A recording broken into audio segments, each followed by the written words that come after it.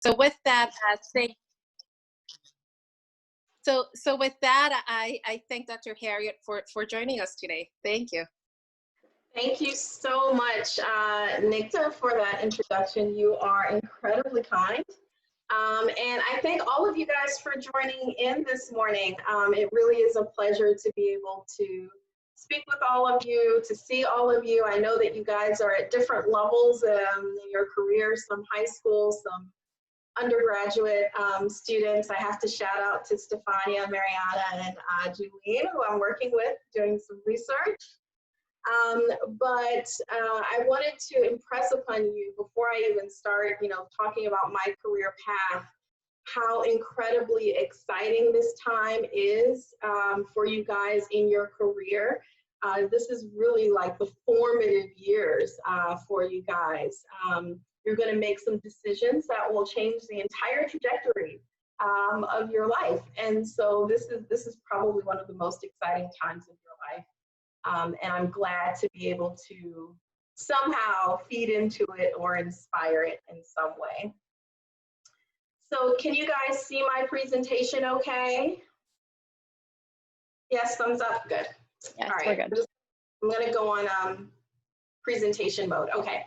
So, so Nikta already explained that I am a neurologist here at MGH. I mostly work within two fields. The first is headache medicine, and so I treat patients mostly that have migraine headaches, and I also treat patients with vascular disorders, and so I'm a vascular neurologist as well. And mostly I'm interested in treating patients that have stroke, and my area of focus is on young women that have stroke. So women less than the age of 45. So I thought that I would try to infuse a little bit of my path for how I got to where I am. So my parents actually immigrated to the United States from Jamaica in the late 1970s. And moved to Baltimore. So my dad is from this country portion of Jamaica called Mandeville. It's actually a really beautiful country portion of Jamaica. And my mom is closer to the capital, is closer to Kingston. She's from Spanish Town, St. Elizabeth area.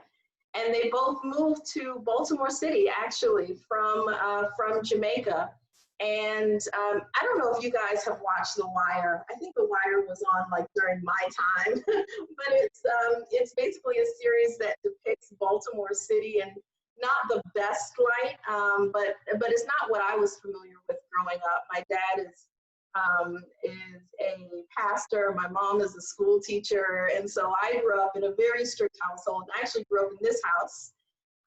And next to the house is a tent that my dad would erect almost every summer for the neighborhood kids to come out, and we would have the tent up and have barbecues, and it was just a way to get to know everyone in the neighborhood. So that was my family. That was growing up in Baltimore.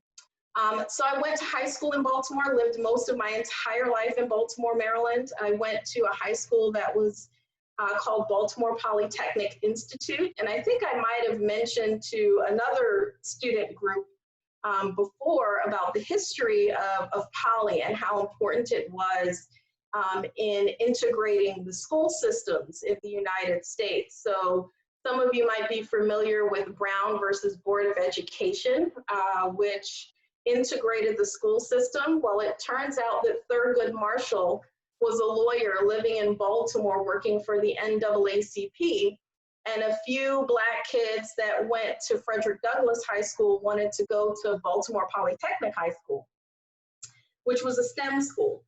And at that time, the law of the land was separate but equal, right? You could get your education at a different high school. You could not go to high school with whites if you were brown or Black. But they guaranteed that the education would be equal. Well, Thurgood Marshall argued before Brown versus Board of Education that because these kids from Frederick Douglass couldn't get mathematics and high-level engineering courses, that the education was separate and unequal. And that really set up the framework for integration. So what started off as an all-white boys' school became a very integrated high school that I went to. And this was actually my first introduction to STEM, because by our junior year, we had to choose between doing biology and biological sciences versus engineering. And I flipped a coin and chose biological sciences. So here I am. It turns out that I actually didn't want to go to college. I wanted to join the military after high school. And one of my teachers at my high school really insisted that I at least apply to Morgan State University, which was a historically Black college and university not too far from where my high school was located. And he was an alumnus of Morgan State, and he actually wrote my letter of recommendation, and he said, you know, it's possible that you could even get a scholarship to go here. Sure, whatever. And I applied, and it turns out that I did get a full scholarship. And so there was absolutely no way, with my mom being a school teacher and my dad being, you know, a fairly strict evangelist at the time, that I was going to come home with a full scholarship and not go to college. That was absolutely not going to happen. So I went to this historically Black college and university, and really that's where the framework of science and my love for science actually began. And when I started at Morgan State, I decided to do biology because that's what I knew.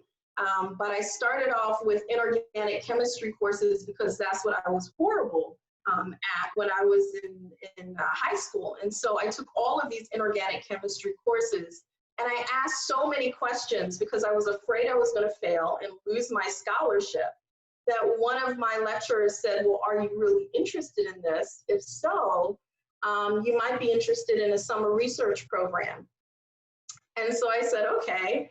And he said, you know, it pays money, it will save you getting a job over the summer. So I decided to start working in an inorganic chemistry lab, synthesizing rare earth metal picolinates during the course of my summer.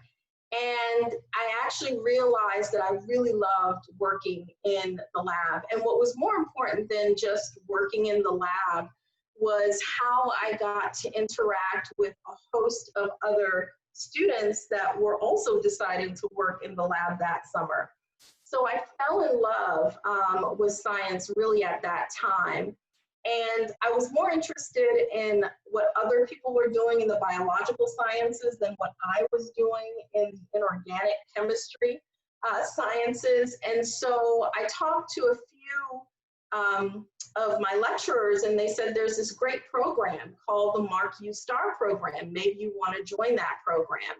And it turns out that that program, the purpose of it was to increase access to research careers for minorities. And they paid you like you actually had a job. After you were done with your courses and your classwork, you would go into the lab and conduct your research. It was very structured. We presented our work at various symposia. We presented for each other. And so it really gave me a foundation for what research was. And I fell in love with doing biological science, and I was so curious about the neurosciences at that point. So this is really where I developed my scientific curiosity. I found a great mentor by the name of Michael Coban, who was extremely laid back, but he was really critical, pushing me forward in my interest. And so he was always wondering what I wanted to do, what my next steps were. And he was so interested and invested in what I wanted to do. So this really became my purpose and my sense of scientific community. And while I was there with him, we were doing sleep deprivation studies and looking at metabolism in rodents. And I told him I was interested in neuroscience, but there was only one neuroscience professor at Morgan State, and her lab was completely full because everybody wanted to learn about the brain. And so he said, well, why don't you do a period of research outside of Morgan State? I told him I couldn't leave Maryland. He said, why don't you go to University of Maryland? I'll connect you with somebody there. And the rest was really history for me, to be quite honest. So this was part of my path. I did my research, extramural research at University of Maryland in a neuroscience lab, and it turns out that it was in the dental school, doing head and neck pain. And when I was there, my research mentor said, I hope you're going to apply to graduate school here, because in my mind, I think you're already accepted as far as I'm concerned. So it was one of the hardest times that I'd ever worked. It was one of the first times that I had a real scientific project that I felt was going to amount to something that I was going to publish. And I worked incredibly hard during that time. And it was because of that that I got accepted into their graduate school program at University of Maryland. And at that point, my GRE just honestly became a formality. So after I was done with Morgan State University, I went straight to University of Maryland. And similar to my entry into undergraduate college, I only applied for one grad school. I would not recommend you guys do that, but I only applied for one grad school, which was University of Maryland. And then midway through, my thesis mentor moved to Pittsburgh, so I spent a little bit of time at the Pittsburgh Center for Pain Research, came back to defend my thesis, which is where you basically argue whether or not the findings that you have and the methods that you use were correct and novel, and if it added something to science. So I came back to University of Maryland to do that. And in between this time, before I actually defended my thesis, I joined medical school there. And what was important for me when I joined the medical school was I was in the dental school, and I had a lot of great clinical mentorship and research mentorship. And one of the mentors that I had was the dean of the dental school, who was so very supportive of me. He said, you know, do whatever it is you want to do. I will support you. And that year they had actually filled all of their slots for the MD PhD program. And he talked to them and said, I will cover her on my grant so that there will be a fifth slot for her. And that's when I actually joined the MD PhD program off of his grant. So then I finished medical school. I did neurology residency at Mayo Clinic. It's a 4-year residency. I finished there and did a stroke fellowship at MGH. So I moved from Jacksonville, Florida to Boston. I did a 1-year fellowship in stroke and then a 1-year headache. That was done in 2017, and I've been faculty at MGH ever since. And all along the way, I've had some spattering of research and clinical training, as you can see. So, so why pain research? Why is it so important to do pain research? We talk about the opioid crisis now. Everyone is so in tune with chronic pain and how patients can become addicted to opioid medications. But honestly, it's been a long time that the pain research community has recognized that the reason why we prescribe opioids to patients that are in pain is because we don't have other great options to treat pain effectively in these patients. It doesn't matter what subspecialty you go to, if you go into medicine, if you're a neuro-oncologist, if you want to treat multiple sclerosis, the one thing that you will hear your patients telling you across the board is that if they have a disease, they just simply don't want to be in pain. Even if it's end of life and they're on, you know, they have cancer and it's their end of their life and they're coming to grips with the fact that they might die, they don't want to do it in a way that's agonizing, that causes disability and discomfort. And so pain actually robs people of not only their life, but in part their humanity. They become really detached from others, and it can be such a devastating and debilitating condition. And it was just surprising to me that there weren't more options other than opioid medications. So I wanted to understand how it was that these cells in the nervous system actually signal pain responses. Why is it that we have this response, and how does it develop into a chronic condition? And these are all of the mentors that actually helped to take my early career at University of Maryland and at University of Pittsburgh. So I started out just doing basic observations. Because I was in the dental school, I was working with temporomandibular joint pain, which is where you get an intense inflammation and degradation of the joint muscle and the joint, the temporomandibular joint, which allows you to open up your jaw, and the muscles that connect to the joint. And it can actually become completely destroyed, and people will have popping and clicking and have difficulty opening their mouth. And so we had an animal model of this type of joint destruction, and it was a basic question: where are the pain sensing nerve cells that are activated when you have inflammation of the joint coupled with joint movement?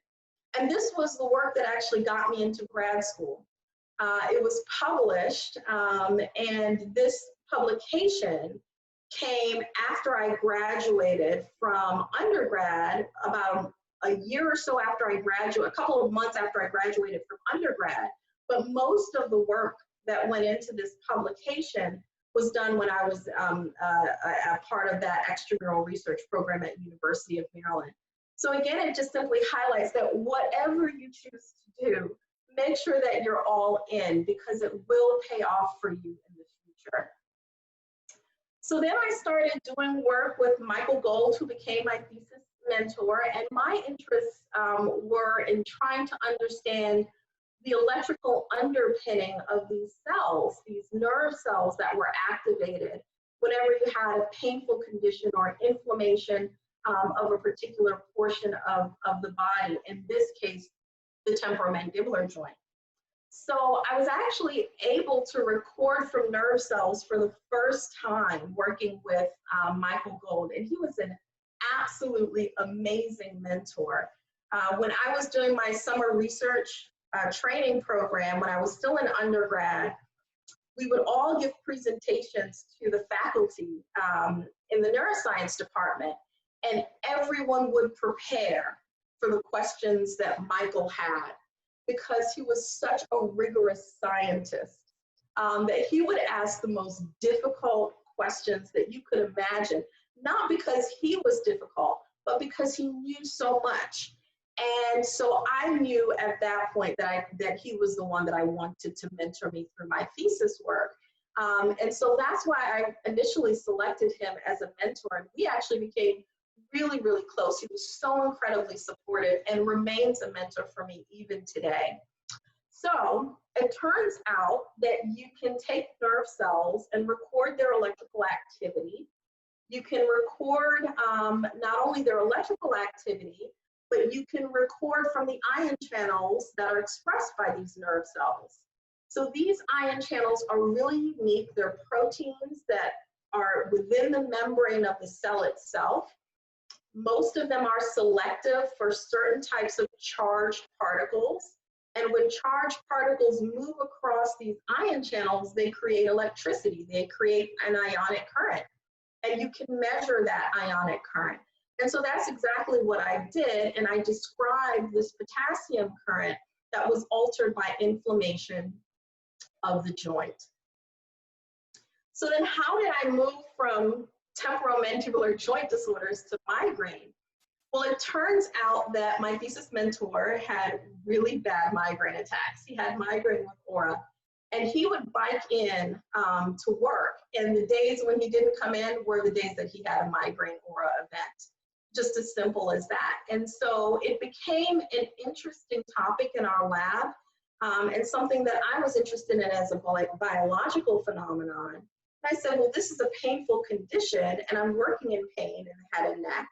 Why don't I study migraine? It seemed like a natural fit, because he knew everything, and he couldn't give me any answers as to why migraine headaches occur. So it turns out that migraine is extremely common. It happens in about 12 to 15% of the general population, very debilitating. Usually patients will have a severe throbbing, pounding headache that can last up to 3 days. They can have sensitivity to light and sound, nausea, vomiting. It's a really disabling condition. And the type of migraine that my mentor had was migraine with aura, which is where you get an abnormal visual event mostly visual event that occurs just before your migraine attack. And usually people describe it as, it starts off as like a hatched line. Sometimes there's a shiny object or a colorful object that will grow and move out towards the periphery of the visual field. And oftentimes it leaves patients with an area of blindness so that they can't see in a portion of their vision. Some patients will also develop numbness and problems moving their arms, right? And so if you guys have heard about stroke symptoms, which I imagine some of you might have heard about stroke symptoms, this sounds very much like a stroke, right? So many of these symptoms are often confused by stroke, and it turns out that it's related to this migraine aura event. This migraine aura event is actually caused by a slow electrical wave that goes across the brain surface.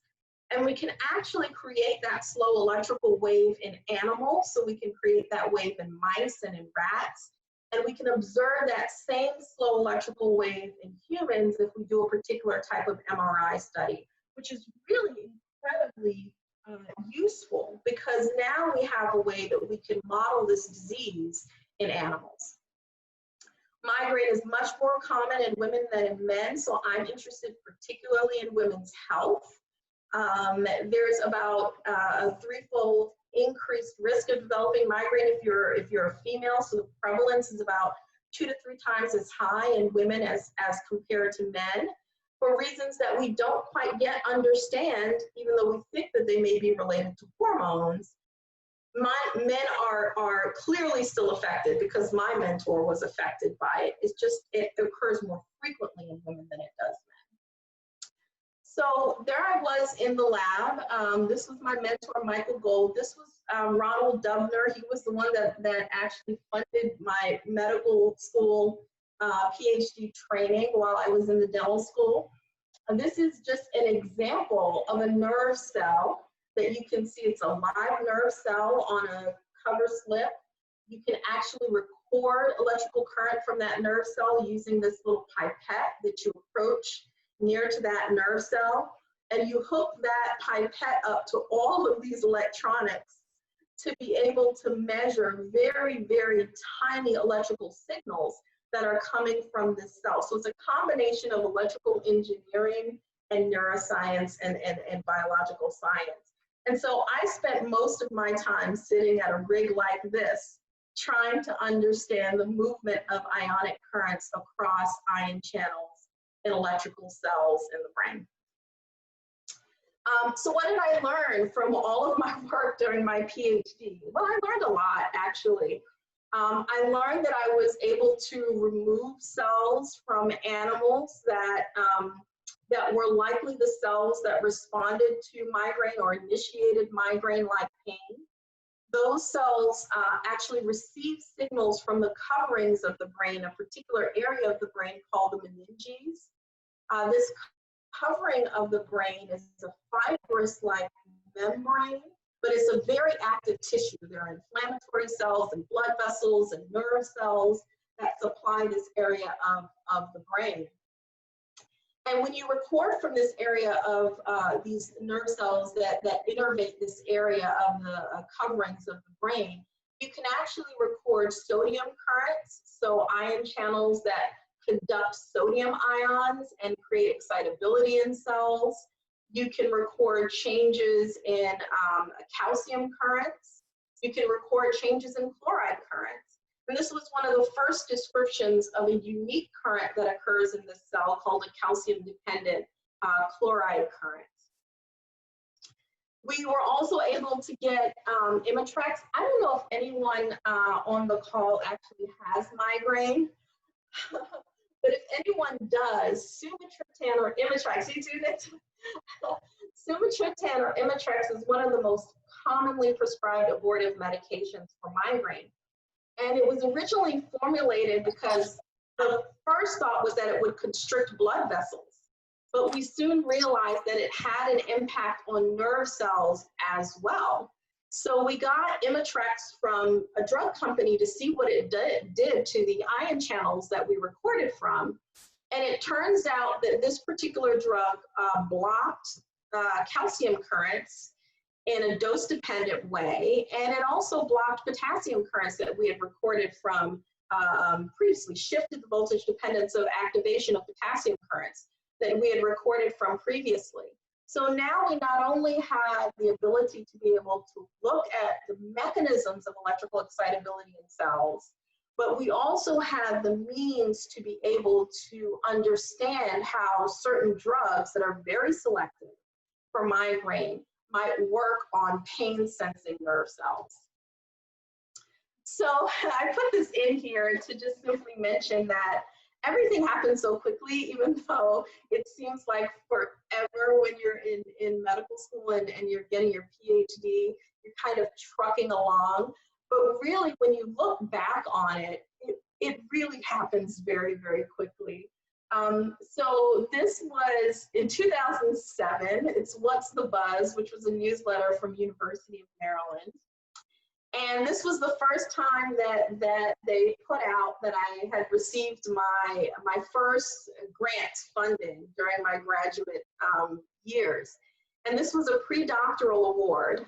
Before this, I was on a training grant from this mentor, Ron Dubner. But now I was able to have my own independent funding so he could fund some other wonderful scientists. And this was during my research training. This was while I was still in the MD PhD program. And this particular grant is called an NRSA award from NIH. It's an F30 award. And it's a great award. It's a 5-year award. It gives you a good chunk of money to be able to study what you want to study. And so it was in part my mentors pushing me to apply for this award. What was interesting was there were actually 2 awards. There was an F30 and an F31. And I didn't understand at that time that the F31 was specifically for minorities and the F30 was for everyone, okay? And there was another person there that said, you should apply for the F31. And they were right, I should have applied for the F31. But for some reason, I felt that there was something I needed to prove to myself. So I applied for the F30. And I was one of only 2 people at my institution that got the F30 award that year. And it's a very competitive award, so I was so proud of myself.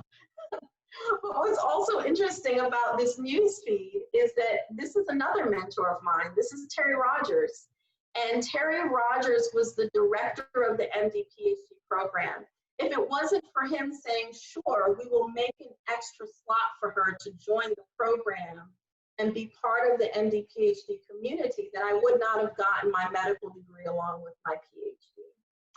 And this third person who's on here while I'm sitting here at my rig, young and wet behind the ears, being a scientist, is someone that I actually didn't know at the time. So what's so interesting was I wouldn't meet him until about 2 or 3 years after this What's the Buzz came out. This gentleman is Stephen Kittner, and he was responsible for the Stroke in the Young data set from Baltimore, where I learned from him that there was an association between stroke and migraine headaches, and he was looking at the genetic underpinnings of that association. So this is another gentleman that would help to formulate part of my interests in my future career. And I didn't even know him at the time that he was actually featured in the article with me. So why migraine and vascular disorders? Why did I choose that? Well, when I started my clerkship, it was in part because there was this huge data set about migraine and stroke at University of Maryland, where they were trying to understand the fact that migraine was indeed associated with an increased risk of stroke. But here's an actual story about what really happened. So my mentor, Michael Gold, that I mentioned before, he had called the lab one day. He was off giving a lecture, and he was left-handed, and they had like a 10-minute break in between their courses. And he said, I have difficulty writing with my left hand. And he had called me and the lab manager at the time, who's actually my roommate and my best friend at the time. And so he called us and said, I'm having problems writing with my left hand. And we didn't know what was going on. He said he was going to call his wife, he's going to go to the ER. We said, fine. So then he called later that day and said, I'm not going to be able to come back in because they told me I had a stroke. And we were all floored. And it took him a few weeks. He got back into the lab and we all had, sort of a sit down. What happened? Why did you have a stroke? How is this possible? He was young, he was healthy. He said, well, they told me it was because of my migraine. And that did not make any sense to me whatsoever. And it wasn't until I started my clerkships and then started beyond my clerkships into thinking about these two conditions and how it was possible that these two were connected that I decided that this was going to be the question that would probably drive the rest of my career. And indeed it was. So migraine is associated with an increased risk of both heart attack and stroke. Stroke is a leading cause of death and disability in men and in women, but in particular, I'm interested in women's health. It turns out that you're twice as likely to develop a stroke if you have a history of migraine than if you don't. And this increased risk tends to occur in younger women, especially those on estrogen-based hormone contraceptives. And so this was the question that I had. Why? How is that even possible? This is just a little bit more about stroke epidemiology. Approximately 54% of the nearly 800,000 cases of stroke per year are in women. And women have about a 20% lifetime risk of developing a stroke. And so this is a common condition, a major problem for women. And it turns out that if you're a young woman and you come in with a headache as a presenting symptom along with your stroke, you're less likely to get treated with medications and you're more likely to have a misdiagnosis. Migraine is also associated with vascular diseases of pregnancy, which can lead to mortality, not just in the mom, but also in the baby. So it can lead to preterm delivery, it can lead to perinatal death, it can lead to smaller babies. And so it's not just stroke, but vascular diseases across the board in women. So the two questions that I had as I exited my neurology residency at Mayo Clinic in Jacksonville, Florida, and started my fellowship in headache and stroke at MGH and Brigham was, what is the cause of migraine pain and how can we stop it? And the second is, what is the basis for the association between migraine and vascular disease and how can we treat it? And that has been what has led my entire career. That's sort of the compass for my career. So when I started my headache fellowship, I had a number of really wonderful clinical mentors, Paul Rizzoli, Elizabeth Loder, Carolyn Bernstein, and they really formed a path forward for me in being much more vocal as a female in medicine and much more confident in my subspecialty. And again, they remain clinical mentors for me to this day. So after I finished both my stroke and my headache fellowships, I came back to MGH to start my faculty work. And it was in between my headache fellowship and starting faculty that I went back to do basic science research, because in between this time I was doing my neurology residency, which was mostly clinical. And so I met Cenk Ayada, who was a wonderful mentor. He's also in the Department of Neurology. And he had a great model of cortical spreading depression, which is that electrical event that caused migraine aura, that visual disturbance that I talked about before. And he is actually the world's expert on cortical spreading depression as a model of the migraine aura event. And so I started working in his lab, and the lab eventually moved to generating models to elicit this event in mice, whether they're anesthetized, which means that they're basically under anesthesia and they're out, or they're freely moving around. We can elicit this electrical event of aura, of cortical spreading depression, which is the event that occurs with aura, and ask questions about the behavior in the mice and whether or not they're at increased risk of developing stroke or other ischemic events. And it turns out that there's a plethora of models that existed in the lab, including models for the development of stroke. So here we have a mouse where we take a filament and place it into the blood vessel that goes into the head. We snake that filament all the way up, and we block one of the blood vessels to a portion of the brain. And what you see in this mouse brain is the area in white, which is a stroke in a mouse.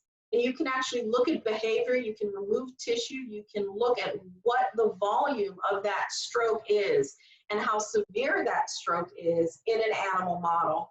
We also have MRI studies for small mice. So this is an MRI of a mouse, and this area in dark blue is where a mouse has had a stroke. And so now you can begin to ask questions about what you can do to affect stroke outcomes in mice. Jen not only was part of my mentorship team, but also I had Jill Goldstein and Ursula Kaiser, two giants in women's health research that also formulated my mentorship team. So how did I use this model? Well, one way that I used this model was to examine pain phenotypes in mice. Do mice actually experience pain if you induce this type of cortical spreading depression event? And one way that you can test that is to simply stimulate the area around the eyes and around the forehead in a mouse. And when they're in pain, they actually not only swat away at the stimulus, but often they'll vocalize and they'll move their head very abruptly away from where you're stimulating them. Humans actually have a very similar behavior. So they develop severe sensitivity to touch. A lot of people do when they have a migraine attack in and around the area that they have a headache. And so it's the same type of sensitivity that you can actually assay in a mouse. And we found that if we repeatedly induced these spreading depression events like migraine aura, these animals become exquisitely sensitive to this touch in and around the eye area. Turns out that mice can actually form facial expressions that suggest that they're in pain as well. So just like humans grimace when they're in pain, or basically frown when they're in pain, mice do the exact same thing. They actually grimace when they're in pain. And you can reverse this grimace with medications that prevent pain. And so you can actually measure the amount of pain that an animal is in, or discomfort that an animal is in, simply by looking at their facial features. And now we have computers that are able to use neural network learning to look at an animal's face and tell us whether or not the animal is in pain. And then we can also look at anxiety behavior. So this is an example of that, where you put an animal in a large open field and the animal will just naturally explore in that open field. Turns out that when the animal is anxious, they won't explore in the center open area of that field. They'll just stick to the walls. And this color representation actually shows you where the animal is going in this boxed open field. So where you see this bright yellow, red color is where the animal spent most of its time. And this is an animal that's been electrically stimulated, and you can see it barely spends any time at all in the center of the open field. This is an animal that's normal, and it tracks all around the open field, and you can sort of track the animal's movement over time as well and see the same thing. When a mouse is anxious, they will spend almost no time exploring the center portion of an open field, and that's a measure of anxiety. So we have a battery of behavioral tests that we can actually use in these animals and demonstrate that they have a migraine-like phenotype. So what about clinical work? Well, I'm still doing clinical research at the same time. So I'm interested in preeclampsia and outcomes in pregnancy in women. I'm also interested in race disparities in women as well. And this is just an example of the data that you can collect doing clinical research or epidemiology. And so here I have stroke rate per 1,000, this is actually 1,000 females. And you can see that African-American females have higher stroke rates than any other racial group. And that's irrespective of whether or not you have migraine or whether or not you're a control subject. The same is true for preeclampsia. And we see an increased risk of all sorts of pregnancy-related bad outcomes that are associated with migraine. Julene, Stefania, and Mariana are working on another epidemiological project, migraine and spontaneous coronary artery dissection, which is a major cause of heart attack in young women, especially in and around pregnancy. This is where you get a tearing of one of the blood vessels that supplies the heart, and it can lead to sudden cardiac death. We know that African-American women are more likely to not survive pregnancy than other women. And one question is whether or not this could be a contributing factor. So that's where sort of my research is going from a clinical standpoint. So I just have a few more slides. What I hope that I've been able to show you guys this morning / almost afternoon is that everyone's path is different. And the path that I take might not be the path that you take, but eventually you will get there. It will take grant funding. It's important to say that because all of this work would not have happened. I would not have been able to get to this point if I did not have grant funding. And part of that grant funding really emanates from good mentorship. I would not be able to apply for those grants or qualify for those grants if I didn't have good mentorship. In the beginning, that grant funding was purely on, my mentor's dime, right? So it's their grant and they're supporting me off of their grant. And this is the T32 training mechanism. Then I got the F30 award that I talked about. Later on, other mentors on the clinical side encouraged me to apply for other awards, so I got an R25. And now I'm on an institutional K-12 where Ursula Kaiser and Joel Goldstein are PIs. And that forms the basis for most of my work now is actually supported off of this K-12. It allows me to be able to spend 70% of my time in the lab and 30% of my time seeing patients. So that's the purpose of this award. And then there are other institutional grant funding that helps me along with my research as well. I hope that I've been able to show you guys that it really takes a village of mentors. All of these individuals, I would not have been able to get to where I am now. And this is a short list if it were not for these people. So I put this up here because I thought it was an interesting question. If someone were to ask me, how do I get through med school or grad school, or how do I start my STEM career? These are a couple of tips I would give you guys. First, believe in your abilities, believe in yourself. It is incredibly important, okay? If you don't, no one else will, and you have to be able to be resilient enough to withstand some of the criticism, and that will only come by building your own esteem in your career and in yourself. Love whatever it is you do. Don't do something you don't love. Select multiple really fabulous mentors. Nothing substitutes for reading and studying. Nothing. Once you get into grad school, gone are the days of people, giving you presentations and feeding you the information. It won't happen that way. You're going to have to learn it on your own too. Take advantage of every opportunity. I think this is one of the most important things. This is where regrets will come in.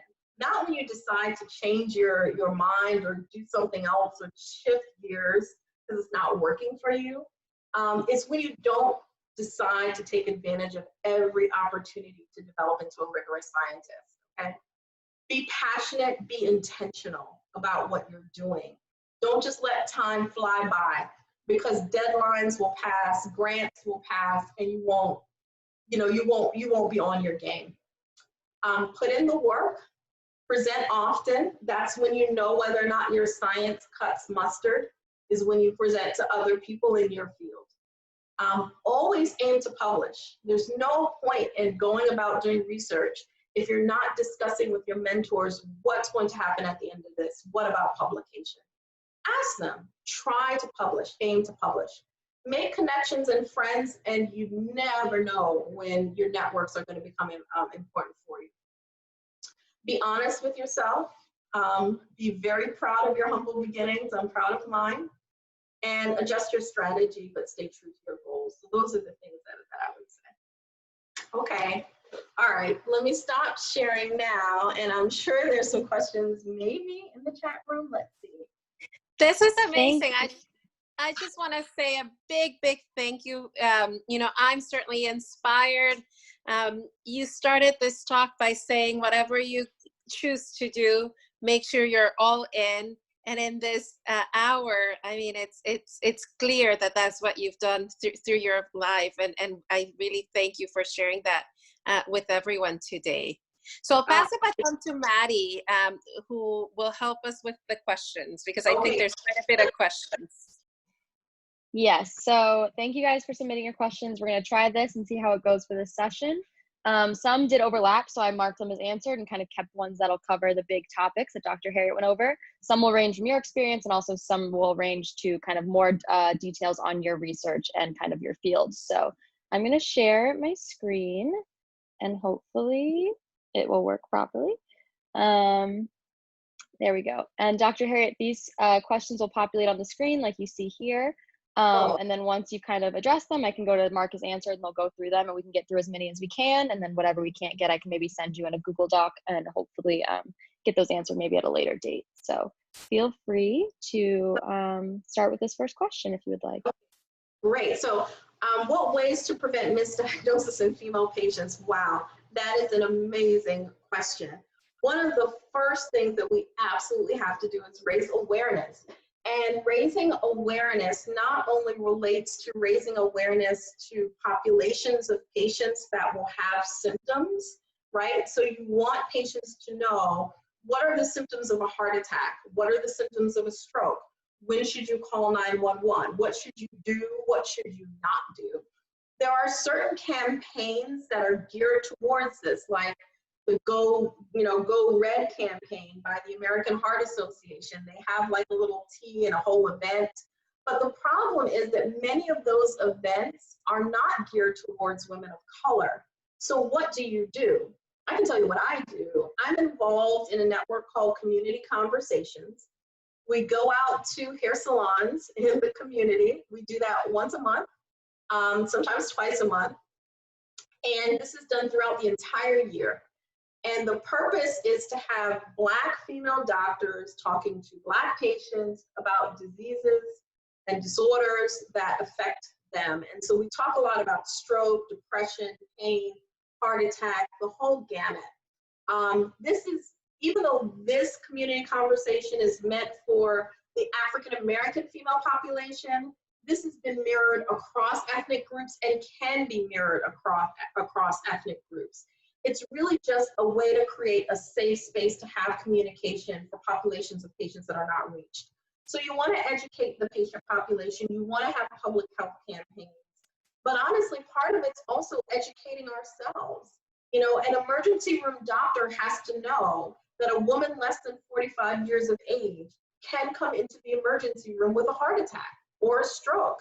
And if that emergency room doctor is not aware of that, then that person might go undiagnosed or underdiagnosed. Another interesting thing is understanding how disease presents in different populations of patients.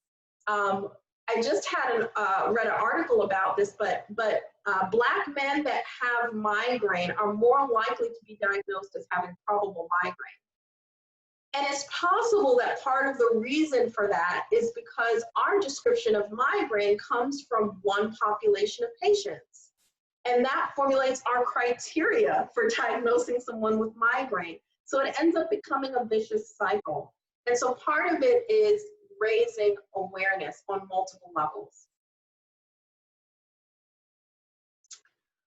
Okay, what is your advice for building relationships with mentors, and how do we find Research medical opportunities when the supply is low and the standards are so high. Wow.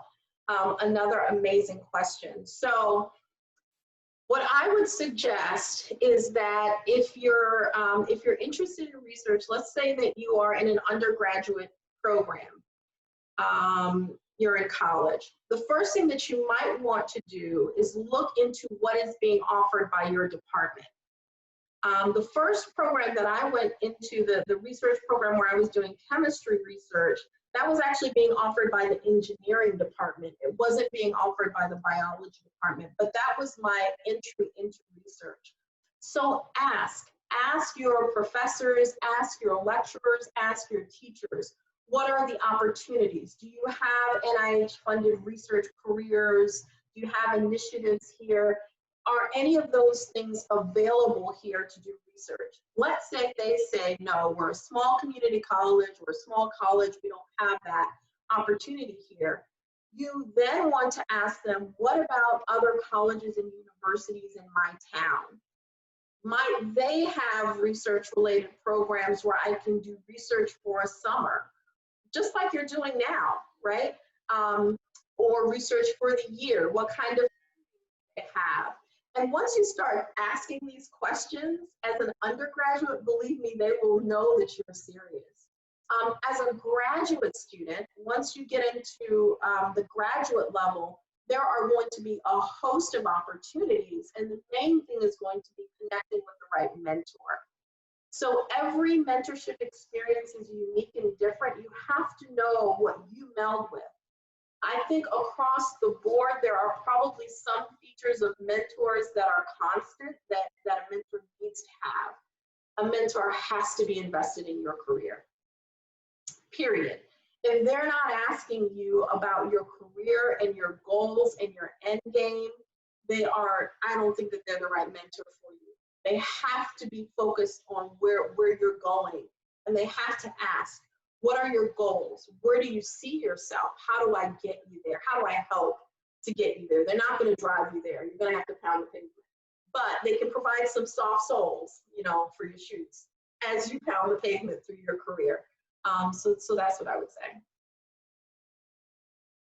And a lot of programs, I should also mention, yes, the standards are high for many programs, but there are a ton of programs that are really geared towards enriching and maintaining research careers of diverse scholars. So look out for those programs. MARC programs, MBRS programs, there are forms of these programs at different institutions because it's a network from NIH. So there are forms of these programs at different institutions. For those of you that are on the high school level, you can look up what programs are covered by what institutions are covered under MBRS or MARC if you query the NIH website. And if you email me, I can help you with that if there are certain institutions that you're looking into. Most all of the historically Black colleges and universities have some form of a MARC or MBRS or research careers related program for diverse scholars. What's your experience as a Black woman in science and medicine been like? Wow. It's been exciting.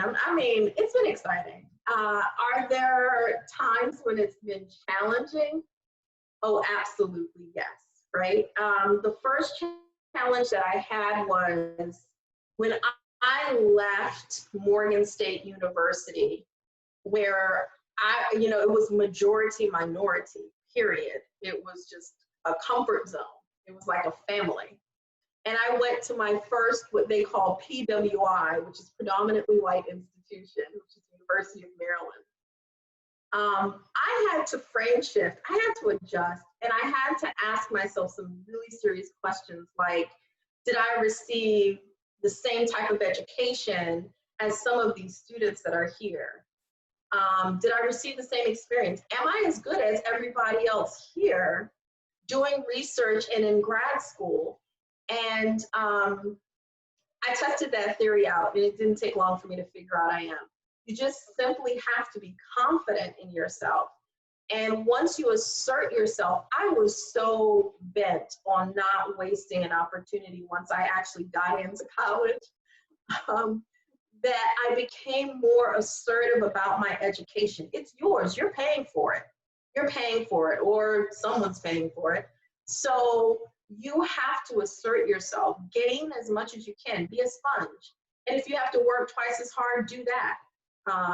So yeah, I mean, those were the real challenging moments for me, were the transition moments. Same type of thing when I came to Harvard, same thing when I went to Mayo Clinic. There were periods of adjustment for each of those times as I tried to figure out how I would be received in a different environment that was not majority minority. I know we have a lot of questions, but I'll do one more to save everyone. I want to respect everyone's time. I know we're about to hit noon, and then we can close out. What is the future of pain research? Oh, this is so amazing.